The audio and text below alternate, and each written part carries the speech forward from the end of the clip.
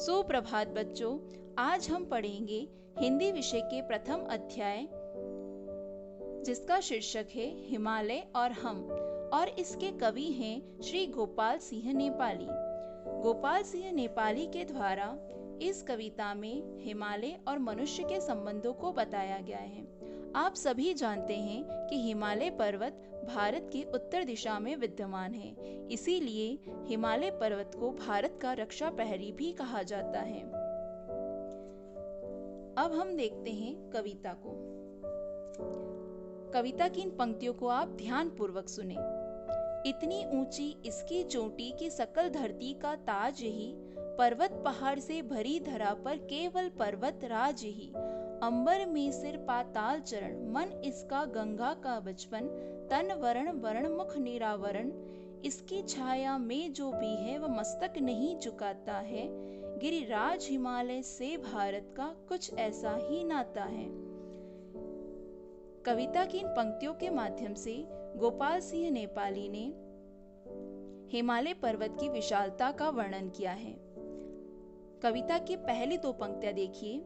इतनी ऊंची इसकी चोटी की शकल धरती का ताज यही। इस पंक्ति के माध्यम से कवि बता रहे हैं कि हिमालय पर्वत की चोटी इतनी ऊंची है कि संपूर्ण धरती के ताज के समान प्रतीत होती है।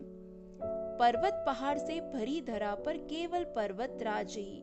ये पूरी पृथ्वी अनेक प्रकार के पर्वत और पहाड़ों से भरी हुई है, लेकिन फिर भी हिमालय पर्वत को ही पर्वत राज की उपाधि दी गई है, क्योंकि हिमालय पर्वत बहुत ही विशाल है। अब आगे की पंक्तियां देखिए।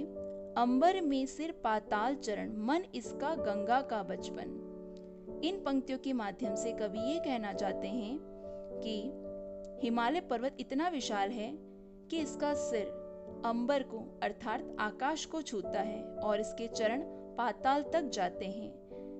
मन इसका गंगा का बचपन अर्थात आप सभी जानते हैं कि गंगा का उद्गम स्थल हिमालय में ही विद्यमान है, जिसे गंगोत्री कहा जाता है।